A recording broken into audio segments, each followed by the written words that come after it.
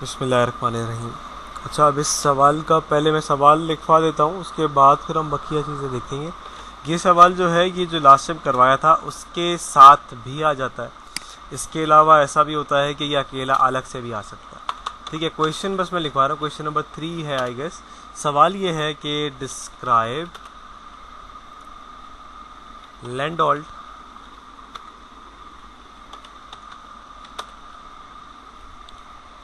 experiment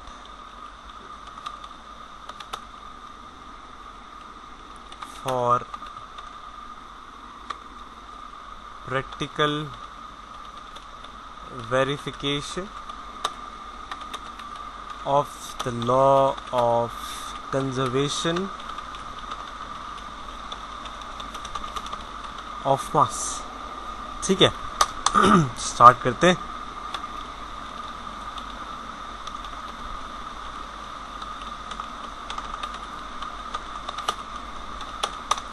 इसे heading बना लेते हैं।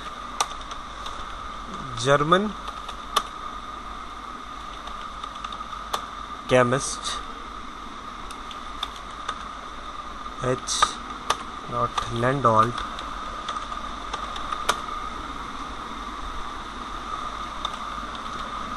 tested the validity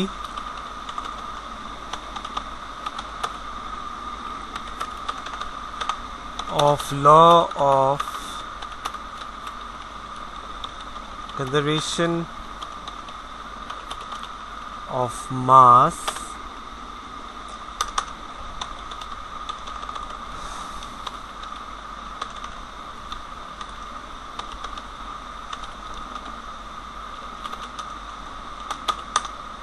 ठीक है, अब इसके अंदर क्या आ जाएगा?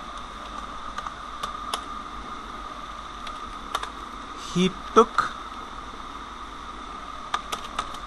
H-shaped tube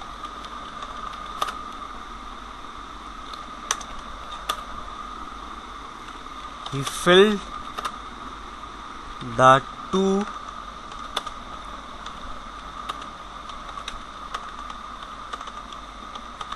limbs A and B with silver nitrate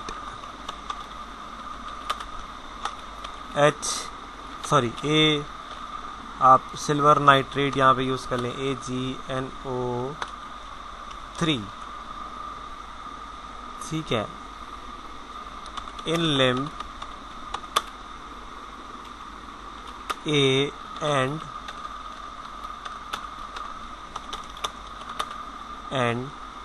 hydrochloric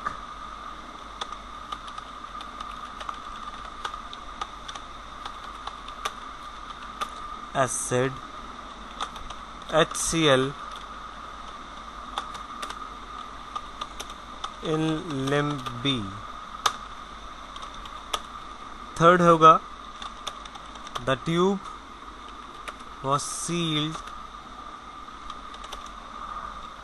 so that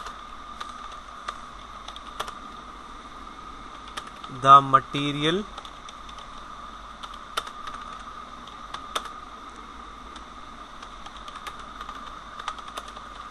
could not escape outside। Fourth point है द ट्यूब वॉज वेड या वेटेड, दोनों में से जो कहना चाहें, वेट कहना ज़्यादा बेहतर है। Initially in a vertical position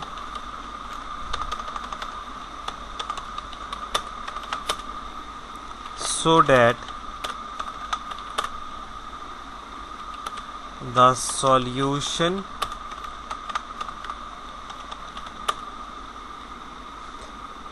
solution should not intermix।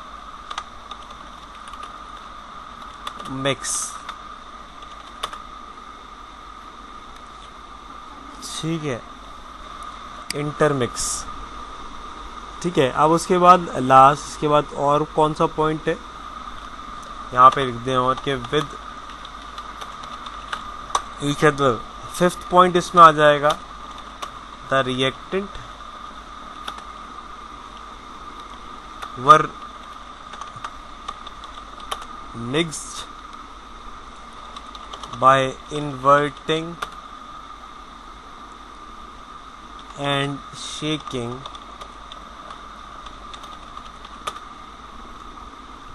the tube। और लास्ट पॉइंट इसमें आ जाएगा the tube was weighed again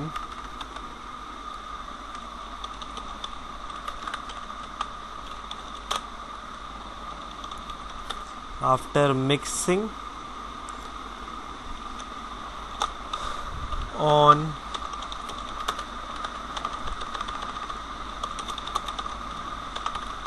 the formation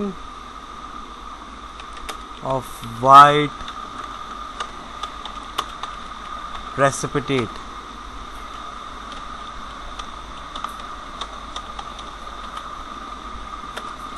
of AgCl। ठीक है भाई, तो ये पॉइंट्स इसके पूरे हो गए। अगर इसके बाद आ जाए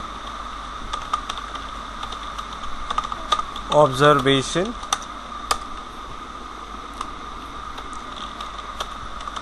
he observed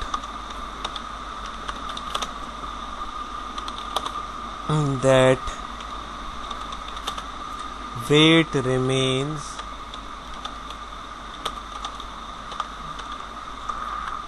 fixed।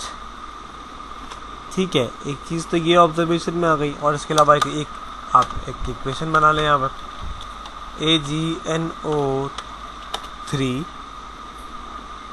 जो कि एक्वस सॉल्यूशन में है, ये बताऊंगा कि एक्वस क्या होता है, plus HCl,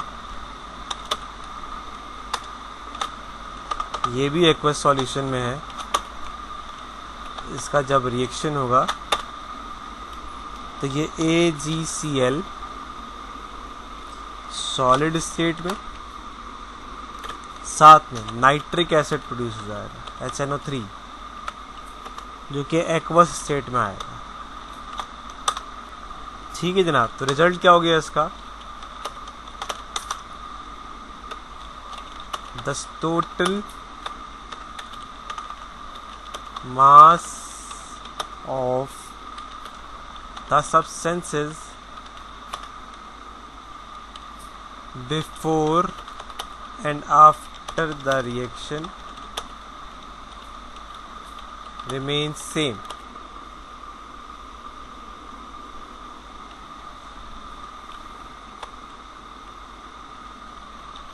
The total mass is equal to the mass, but is equal to the initial mass।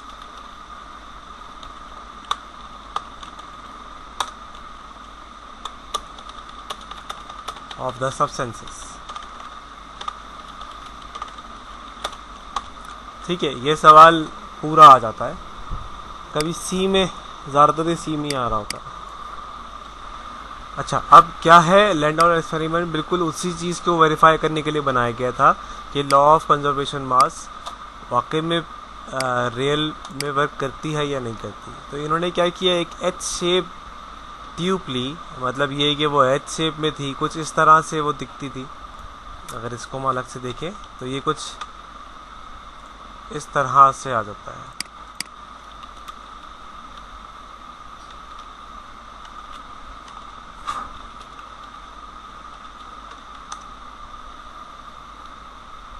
ये कुछ आपको